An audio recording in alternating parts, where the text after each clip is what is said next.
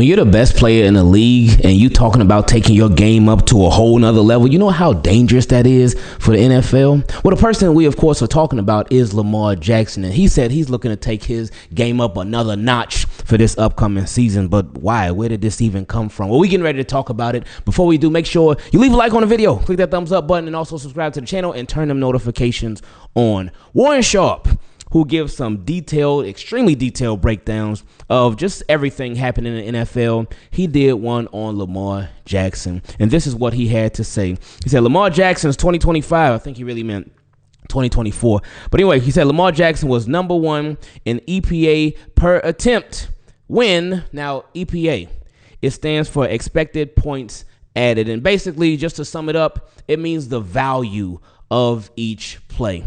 Now, he says Lamar Jackson's 2024, he was number one in EPA per attempt when throwing outside the number. So he was number one when throwing when outside the pocket, early downs without play action, throwing when kept clean, meaning a clean pocket, versus all zone coverage, versus two high safeties in the fourth quarter, when passing within 2.5 seconds inside the red zone. So in all those categories, Lamar Jackson was number one in expected points added. He was number one in the value of all those plays per attempt. All of them. Every single one of those categories that we just mentioned. But we ain't done yet. And Lamar Jackson was also top 5 in the NFL in the following categories: throwing in between the numbers, all short and intermediate attempts, and when pressured, throwing inside the pocket, third and fourth downs, throwing with play action. So last year, Lamar Jackson, we knew he was amazing. We knew he was the best quarterback we knew he was the best player in football last season. There was no doubt about that in anybody's mind at all. But with Warren Sharp, him breaking it down like this, it's like, whoa, okay, buddy. We knew Lamar was like that, but this shows like he's like really like that. But how did Lamar Jackson feel about it? Well, he had the following to say. He said, all for nothing? And that's how a lot of us felt last year, because obviously the Baltimore Ravens, they didn't win in the playoffs. Well, they did beat the Steelers in their first game, but then they lost to the Bills in that second game, heartbreaking fashion, by the way. So they couldn't come home with a Super Bowl trophy. It's like, all right. So I felt like we certainly leaving here with something for sure, because we had the best player in the league by far last year. And, you know, the MVP award, it's a quarterback award. So, oh, yeah, I got him. Oh, yeah, he got it for sure. Even though throughout the entire season, we would always hear these sob stories about Josh Allen. And whenever Lamar would have a crazy game, whenever he would go off, the NFL would be like, all right, Lamar, that's cool, but here's a reminder about who Josh Allen is, how good he was growing up, how he was doubted by so many people when he was a youngster. But anyway, Josh Allen got the MVP and Lamar didn't after that season that he had. So it almost felt like it was all for nothing. And even though Lamar Jackson, he ended up getting voted All-Pro over Josh Allen. And 9 times out of 10, when a player gets All-Pro over somebody else, they also get the MVP, but that was not the case last year. But anyway, Lamar Jackson said, all for nothing? Let's turn it up a notch. Hashtag 2526 and hashtag patiently waiting. And with Lamar Jackson saying that, like, you saw what he did last year. You saw what the Baltimore Ravens were able to do last year. Now, they did not accomplish their ultimate goal. They didn't. But still, when you talk about Lamar Jackson individually, that man went crazy. How do you have a season where you throw 41 touchdowns, was it? And literally none of the interceptions that you threw were your fault. They were all on the receivers dropping, getting the ball stripped out of their hands.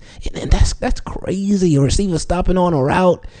It was always something crazy with the interceptions, but even with the interceptions, it was still an amazing season. And we didn't even talk about his rushing yards, too. The man went crazy. What, he had like over 900 rushing yards? Lamar Jackson is one of one. So with him already being the best And he's getting ready to take it up a whole nother level. Because think about it. You could think, oh, man, that's just Lamar talking. That's just off-season talk. Of course, anybody's going to say they're going to take it to the next level this year. But think about the situation. Lamar Jackson is going to be in his third year in Todd Monken's system. Lamar Jackson is going to be another year with the receivers that they did their thing last year too. With another year with Zay Flowers. Another year with Rashad Bateman. Another year with Mark Andrews and Isaiah Likely. Another year with Derrick Henry and Justice Hill. The first year with DeAndre Hopkins. So we have every single reason to believe that Lamar Jackson can definitely take it to another level. So now we reach my favorite part of the videos where we get to feature your questions. If you would like to take part in it, send an email to teamkeepitclean@gmail.com, or for the Team Keep It Clean patrons, just send a DM on Patreon. And if you would ever like to send anything to us, the mailing address is down below in the description. I love y'all. Let's get straight into it with my guy Marc JG's question. He said, lazy draft. He said, what's going on, Ingraven? What's up, Marc? He said, y'all look like y'all had a blast draft weekend, and I know you're going to be busy afterwards as well. As always, I hope you are doing all right. Seriously, because wear and tear is a real thing, and people got to check up with each other. Yes. Hey, you ain't lying, man. But yeah, we did have a whole lot of fun. Again, shout out to 410 Sports Talk. They were amazing. They really did their thing, man. They really did, and I was just happy to be a part of it, man. So it was super cool. So now with the draft being over and we wait for our undrafted free agents, I think this draft was a lazy one. Allow me to explain. The way the board fell couldn't have fallen any more perfect for the Ravens. EDC didn't have to move one bit or make a trade for anyone until day 3. And I feel like it more so the other teams then I feel like more so the other teams than him that wanted to trade. I can honestly say after round 2, I didn't care about the rest of the draft because those Starks and Greens were snipes. I mean, I get what you're saying. We cared about it. We cared about it for sure. Because, hey, picks 1 and 2 is cool. But, yeah, all the rest of them could make a difference, too. But, anyway, he said, with that being said, my question is, what did the Ravens draft tell you about this team? It could be anything. What the draft told me about this team is that the Ravens, they're pretty much set. They just needed a lot of depth and obviously some possible future starters. But the Ravens team is pretty much set, man. There was not, like, in my opinion, there was not a clear position where it's like, all right, the Ravens, they really missing a starter here for sure, and we really got to draft somebody. No, they could use another starter in some different areas, but there was no clear position where it's like, oh, man, the Ravens got a hole right here, and oh, my goodness, if they don't feel it's doing the draft, then it's over. No. Because you could say for safety, but they got all Darius Washington. You could say for corner, but they got Marlon Humphrey, Nate Wiggins. They just signed Cheeto. You could have said for edge, you got a Adolphe Way and you got Kyle Vanoy. So you could say what guard? They got Andrew Voorhees, who was a starter last year, but then he got hurt, and then they signed Ben Cleveland back too. So you get what I'm saying? Like, they didn't have no clear position, in my opinion, where it's like, oh my goodness, if we don't draft this, then it's no. So that was it for me. But anyway, he said, for me and how we moved, I see Stark starting as a DB, lining up at cornerback or safety with that versatility of his, leaving Marlon and Nate to start at cornerback. So essentially, one of those safeties would take a cornerback spot while one roams free around the defense. Ooh, interesting point of view right there. And yeah, I think with what everything that Kyle Hamilton can do and everything that Malachi Starks can do, and you got them two together, yeah, they're going to be having fun, man. You know Zach Orr's hype. I mean, y'all, you saw when they drafted Malachi Stark, how hype he was, he jumping around and stuff. Oh, yeah. He said, also, Sanusi Kane and Bo Braid time is coming soon after this year because we saw potential in them both, and they will step into packages along with special teams when our Darius Washington is gone. I could see that happening. I could. Especially because they're in the same position that our Darius Washington was in, where it was a lot in front of him. He got signed as an undrafted. Well, Sanusi Kane was drafted, but Bo Braid wasn't. But Bo Braid was signed as an undrafted rookie free agent, just like our Darius Washington. He had to wait. He had to wait. And then when he got his opportunity, boom, he shined. So hopefully the same thing happens with him. He said, Mike Green is just a dog, LOL. Side note, do you remember the safety Haruki Nakamura we had? He wore number 43. I don't. He just randomly crossed my mind, LOL. Yeah, I remember Haruki Nakamura. And the other safety who was with him too. Oh, man. It was number 43. That was Haruki Nakamura. And Tom Zibikowski. That was the other one. Tom Zibikowski. Yeah, man. So anyway, he said, now this is a different one. He said, drafting LaJohntay Wester. He said, I don't know how I feel about that, honestly. The talent is great. He was productive, but who can he beat out? I feel like for him, it's going to be a waiting process. As far as him playing receiver, it's going to be a long waiting process. Because, again, Zay Flowers, Rashad Bateman, DeAndre Hopkins, and that's just at receiver. Then there's still Tez Walker. There's still Tylan Wallace. That's just at receiver.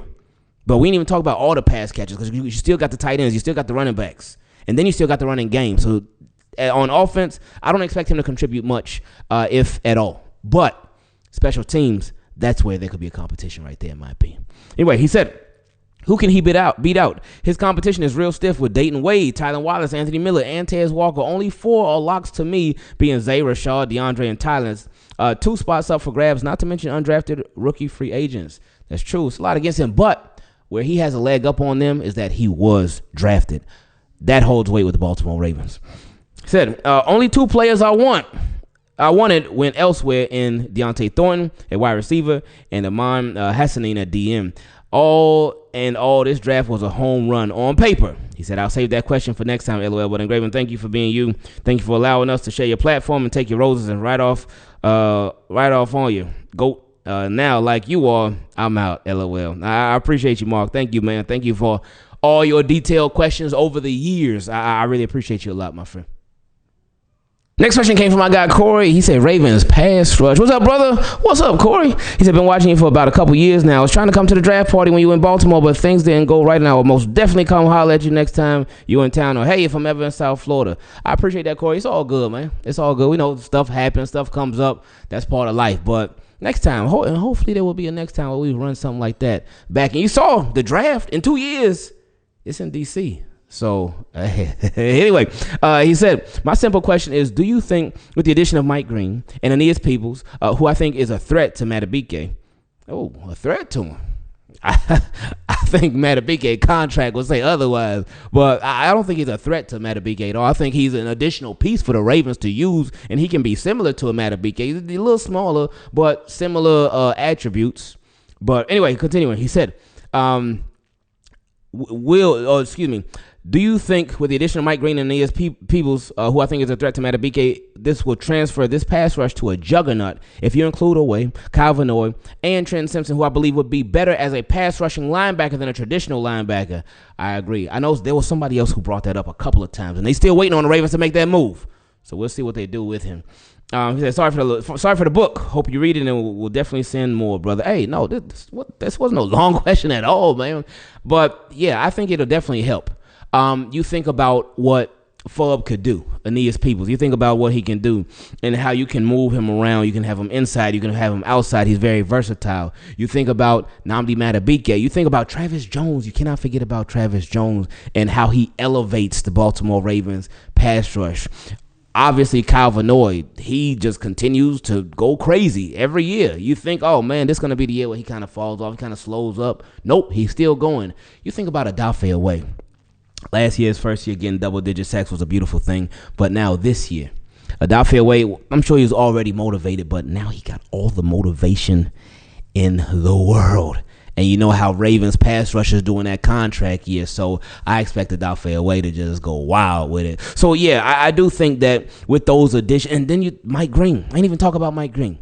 So with Mike Green, just watching what he did in college and watching it transfer and just adding that to what the Baltimore Ravens already have, it's going to be nice, man. It really is. And when you think about it, you should get excited because the Baltimore Ravens will be able to, they will be able to do more with that defensive front.